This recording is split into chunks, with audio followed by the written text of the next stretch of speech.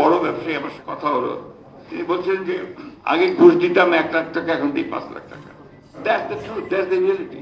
পুলিশের কোনো পরিবর্তনই হয়, কোনো কিছু চাপিয়ে দিয়ে কি কোনো কিছু করা যায়? একটা প্রক্রিয়া দরকার হয়, প্রসেস দরকার হয়। গণতন্ত্রকে তার প্রক্রিয়ার মধ্যে দিয়ে চলতে দিতে হবে। আপনাকে গণতন্ত্রকে চলতে দিতে হবে তার নিজস্ব গতিতে। এটাকে আমি এইভাবে ঠিক করবো, এটাকে এইভাবে ঠিক করবো, এটাতে গণতন্ত্র ঠিক হয় না।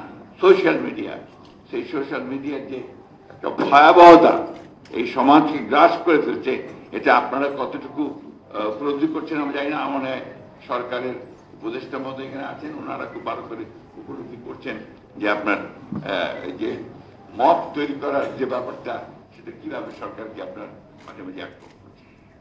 শাসনের ক্ষেত্রে যেটা বলা হয়েছে, মনে হয় আপনার গভর্নেন্স আসলে এখন কিছুটা থাকতে পারে, বাইরে গভর্নেন্স বলতে খুব বেশি কিছু নাই, চলছে। আপনার সবাই মিলে কোঅপারেট করছে বলে চলছে।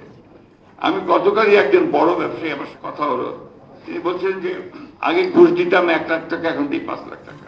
That's the truth, that's the reality. পুলিশের কোনো পরিবর্তনই হয়, বরঞ্চ তারা আরো সুযোগ নিয়ে, যে একবার বলে যে মিলিটারির কাছে যাও, আরেকবার বলে যে কোর্টে যাও, এভাবে পুলিশ তার দায়িত্ব এড়িয়ে যাওয়ার চেষ্টা করছে।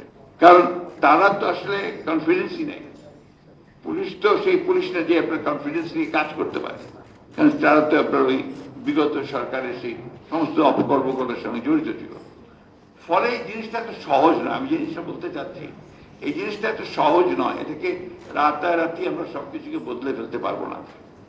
আবার তাই বলে যে আপনার দীর্ঘকালের জন্য গণতান্ত্রিক চর্চাটাকে বাদ দিয়ে এটাকে ঠিক করার জন্য কাজ করতে থাকবো, এটাও আমি ঠিক বুঝতে পারি না। কোনো কিছু চাপিয়ে দিয়ে কি কোনো কিছু করা যায়?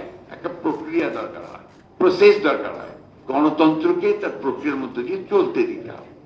একনল অ্যাডভান্সড হাইজিন সোপ, এবার জীবাণু ধুলাবালি ঘাম ক্লিন বোল্ড। ভালো মন্দ প্রথম দিকে থাকবে, আবার ঠিক হবে, আবার যাবে, আপনার উত্থান পতন ঘটবে।